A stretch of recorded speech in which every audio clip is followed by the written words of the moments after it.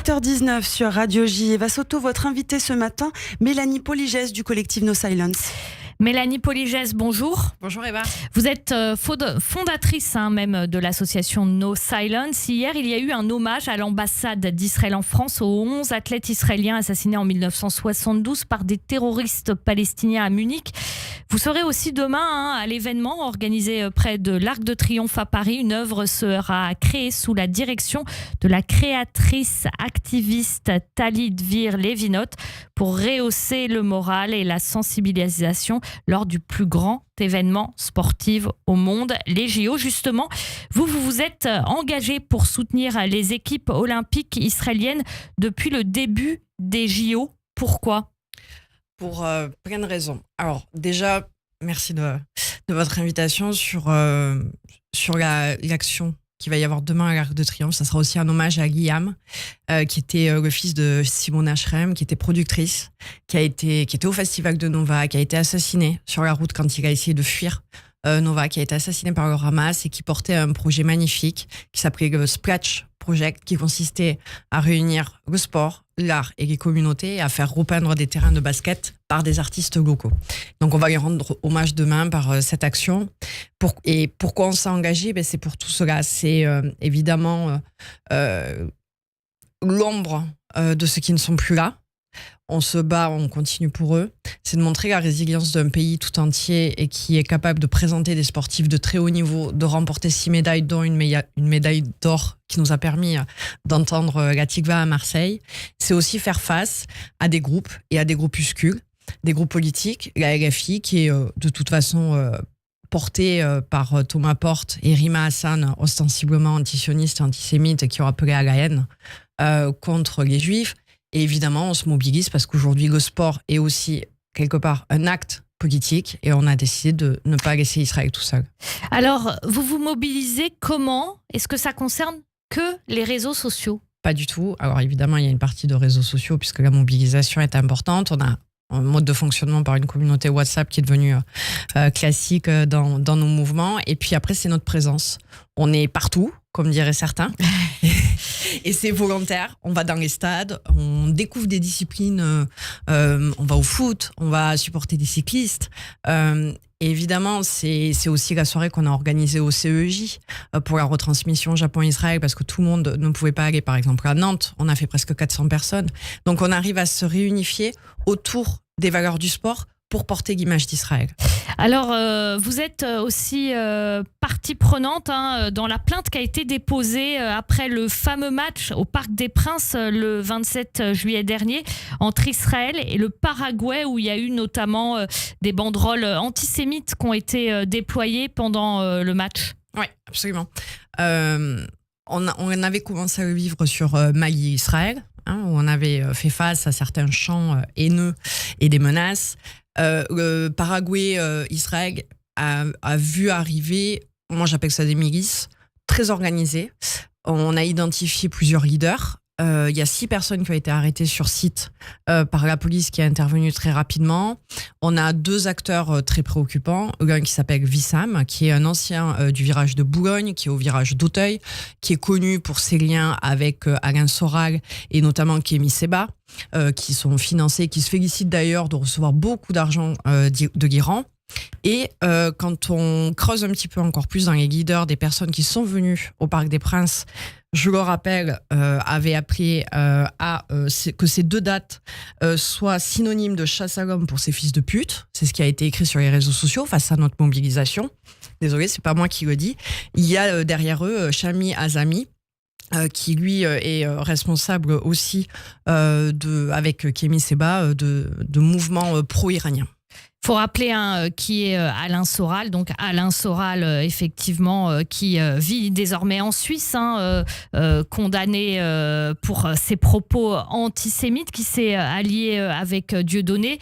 Et Kémy Seba, qui se présente comme un panafricaniste et qui, en réalité, diffuse aussi, lui aussi, des propos antisémites. Donc tout ça, ça se trouvait au Parc des Princes le 27 juillet dernier, quand il y a eu le match entre Israël et le Paraguay. Et ces personnes-là étaient venues au match aussi pour ça.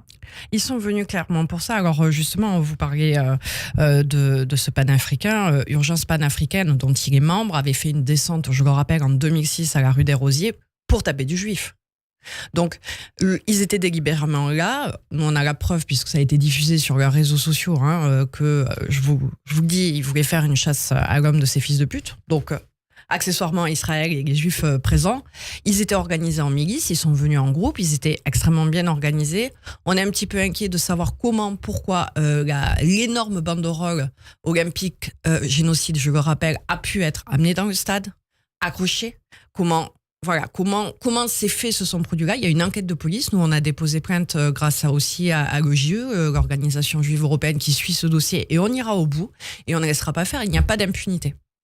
Vous avez aussi, durant ces JO, puisque vous êtes mobilisé contre l'antisémitisme, et aussi également, ça va ensemble, aux côtés des sportifs israéliens, vous avez rencontré certains membres de la délégation d'Israël, notamment la présidente de la Fédération de cyclisme. Que vous a-t-elle dit ?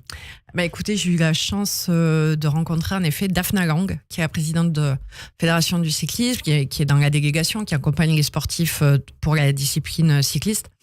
Elle dit deux choses. Elle dit, la première, c'est on vous voit, parce que comme vous savez, les sportifs israéliens ne sont pas des sportifs comme les autres. On ne peut pas les rencontrer. Ils ne peuvent pas aller présenter leur médaille à l'instar de l'ensemble des sportifs. Donc c'est très compliqué pour eux. Pour des raisons de sécurité. Pour des raisons de sécurité. Il faut préciser. Ils sont extrêmement protégés. Mais il y a ces moments privilégiés d'échange. Et la délégation, quand elle a découvert à quel point, typiquement, le mouvement porté par la LFI, où ils disaient qu'ils n'étaient pas bienvenus, à pleurer, les sportifs ont été harcelés, intimidés, on les a invités à leurs funérailles. Et en fait, Daphna me dit... c'est les messages qu'ils avaient reçus avant. Absolument. Des messages de haine, des messages antisémites, des messages où effectivement l'un d'entre eux a même été appelé, invité à ses propres funérailles. Voilà, en termes de communauté d'accueil, en termes de violence, et puis le harcèlement qu'il y a autour des stades. Quand je dis des stades, c'est pas le football, c'est toutes les disciplines face à eux. Et évidemment, vous imaginez, disputer déjà des Jeux Olympiques demande un tel niveau d'effort, de préparation, de stress. Ajouté à cela, ils ont pleuré. Et puis elle dit merci de tout ce que l'on fait pour eux, parce qu'ils nous voient. En parlant de cyclisme, Rotem Gafonovic nous a même salué alors qu'elle pédalait, qu'elle était concentrée sur sa course. Donc ils savent qu'on est là. Il y a cette espèce de communion entre nous qui est absolument magique. Et c'est pas à eux de nous dire merci, c'est nous qui leur disons merci, parce que ils sont là. C'est une leçon de vie qu'ils nous donnent dans tout ce que le sport transmet de résilience et de dépassement de soi, d'affronter, d'être sur tous les fronts. On a à la fois, alors on le dit avec, permettez-moi l'expression, avec humour, l'équipe mixte des forces de défense israéliennes, le Shin Bet Tzahal, qui se bat contre les terroristes. Et puis on a nos sportifs qui portent l'image d'Israël.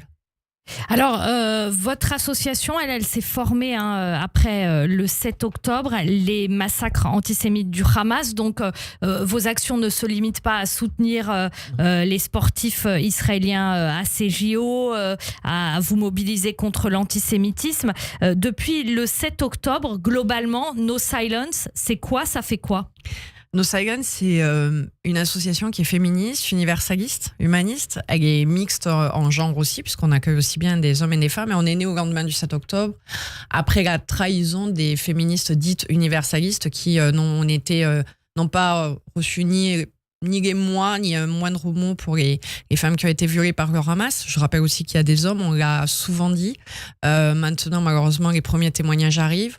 Et donc, on porte ce sujet-là de lutte contre le terrorisme, mais aussi dans l'utilisation du viol dans le djihad islamique, puisque je l'avais dit à ce micro, il y a une fatwa qui avait été écrite par Baghdadi disant que le viol permettait à la femme de devenir musulmane. Donc, c'est clairement dans cette feuille de route. Et on porte tous ces messages-là pour sensibiliser sur ces pratiques-là aussi et défendre la mémoire des victimes.